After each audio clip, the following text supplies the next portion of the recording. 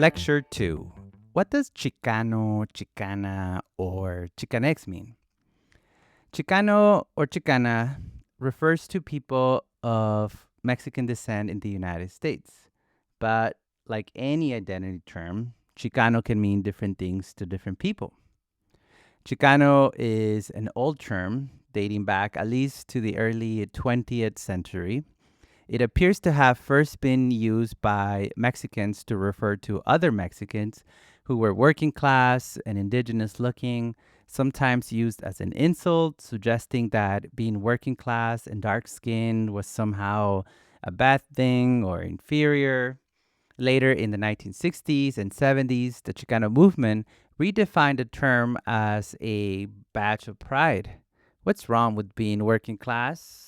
What's wrong with being brown? Chicanos asked. Nothing. In 1970, the late Chicano journalist Ruben Salazar wrote in one of his columns, "A Chicano is a Mexican American with a non Anglo image of himself. He resents being told Columbus, quote, discover, unquote, America, when the Chicanos' ancestors, the Mayans, and the Aztecs founded highly sophisticated civilizations centuries before Spain financed the Italians' explorers' trip to the New World."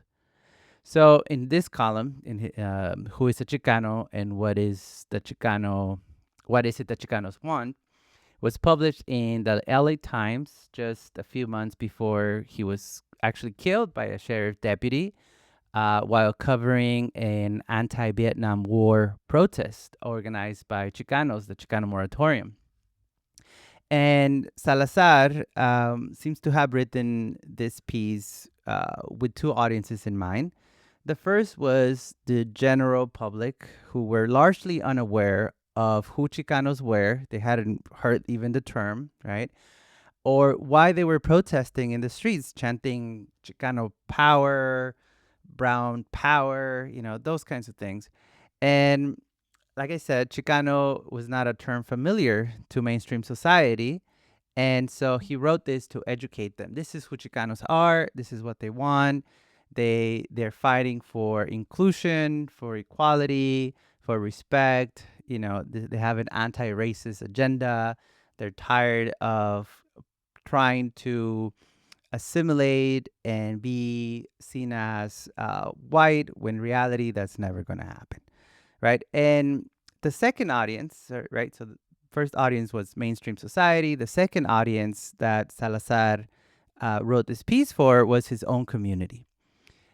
He wanted to remind us just how beautiful our history and our heritage are. He wanted us to be proud of of our everything that we accomplished, where we come from, which he saw as important to retain, because at the schools they were not teaching Chicano history, right?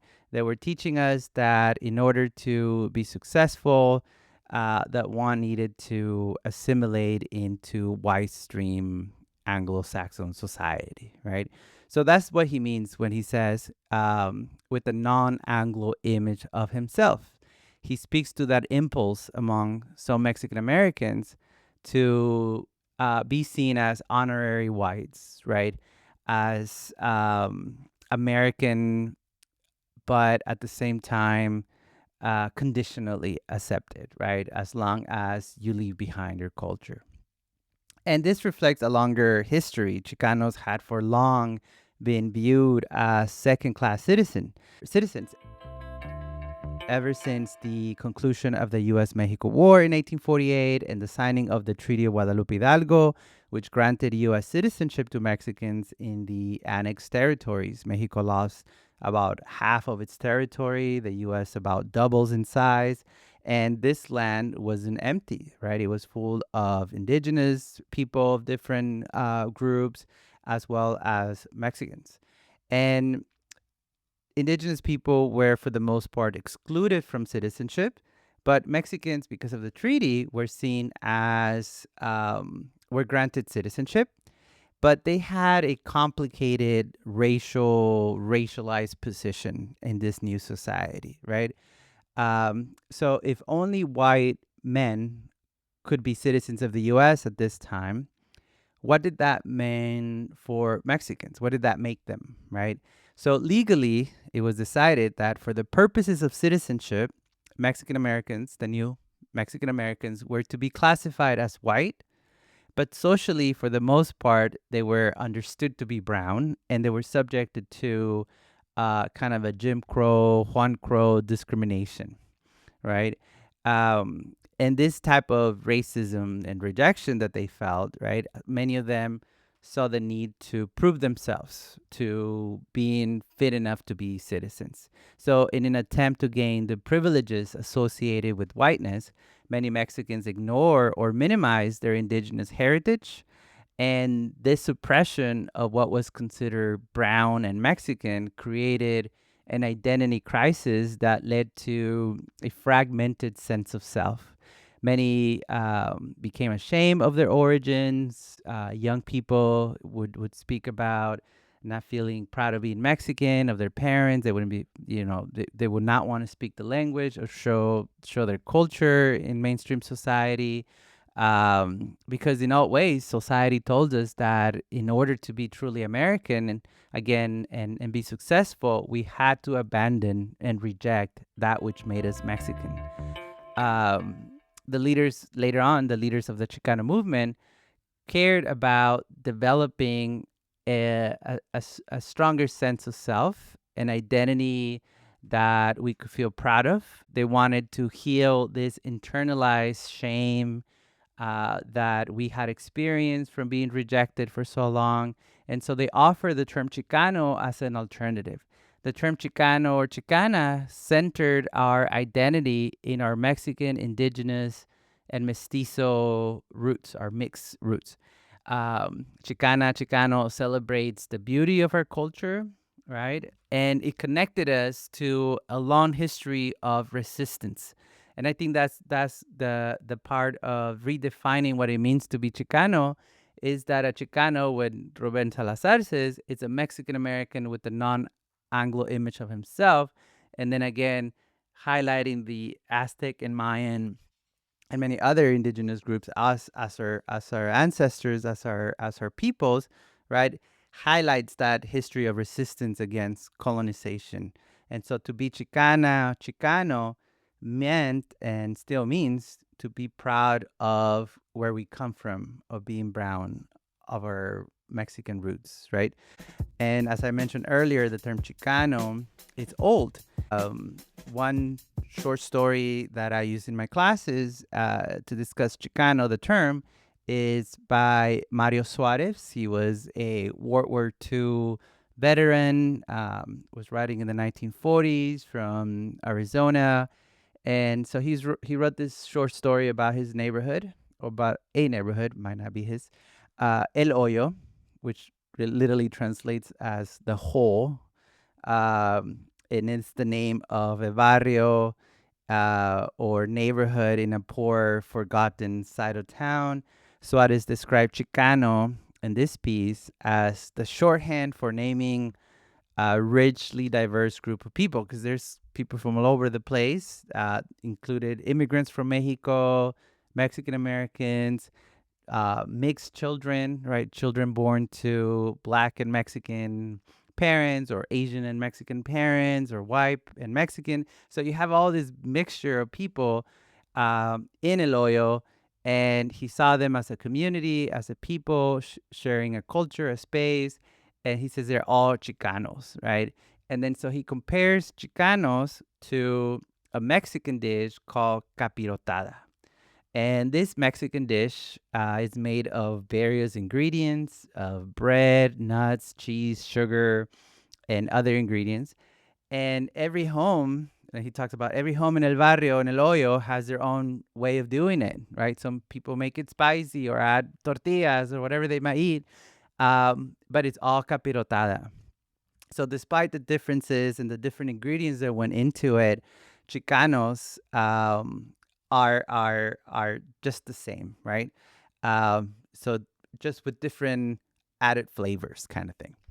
And that rich mixture of flavors and textures has always been true of Mexicans, because Mexicans already come as a diverse population, right? We often assume that because they come from the same country, they're all the same. But in reality, some people are more indigenous, um, have African ancestry, or more güeros, right? In northern Mexico, los güeros, or in Jalisco, there's pockets of very European, looking people.